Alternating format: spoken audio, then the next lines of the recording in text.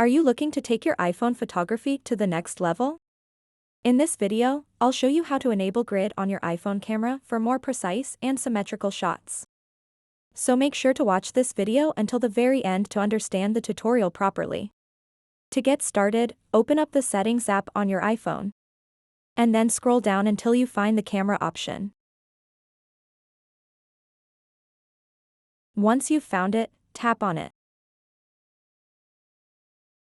And now, under Composition, you'll see the grid option. So go ahead and toggle on the switch next to grid to turn on this feature. And now, if you exit the Settings app and open up the Camera app, you'll see the grid on the viewfinder. So that wraps up this tutorial. If you have any questions about this whole process, please let me know in the comments section below.